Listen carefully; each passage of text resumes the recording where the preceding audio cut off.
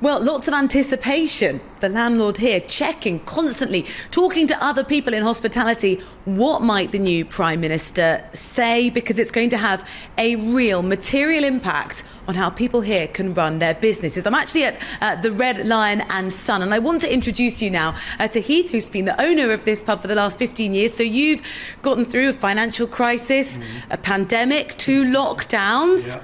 What is hurting your business the most now? Energy. Energy is just out of control. It used to be like 5%. Now it's about 18%, of my costs. It's really scary. How do we sustain that? And who knows what it looks like tomorrow? It keeps on just going up. We've got no cap. So we need the government to do something. So you've been preparing for lunch this morning. Let's just go back a few years ago. How different have the energy prices meant your day-to-day operations? I feel like my father going around the house, turning the lights off and complaining about the price of things. We don't turn the lights on fully till we open.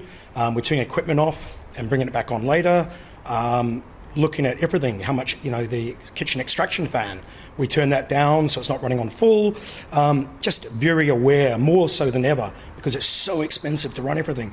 We're just constantly looking at everything and how much, and we're putting a price on everything we look at. So it's scary, it's nerve-wracking.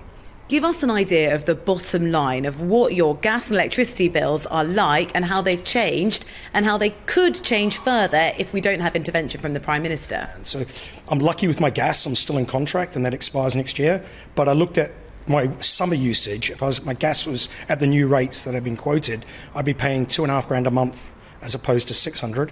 My electricity, I was paying $16,000 a year. My new contract, I was lucky to get a contract. A lot of people can't. $65,000 based on my current usage, and we're turning everything off.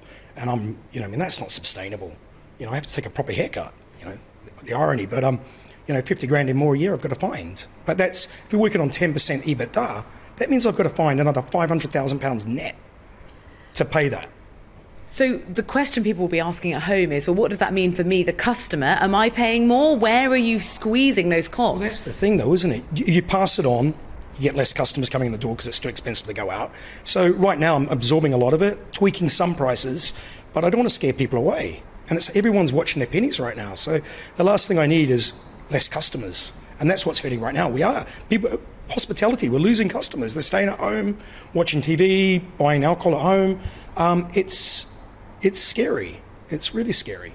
Heath, thank you very much. So the reality is we've got a bit of an indication of what might happen for individual households, but not yet a suggestion of how Liz Truss might help businesses. While we're catching up with Heath later after that announcement, Liz Truss currently on her way to make that statement. We'll bring it to you here, of course, to find out the reaction from people running businesses who want to welcome in you and me to come and have a drink and a Sunday lunch to see if it's going to be possible for them to maintain their businesses.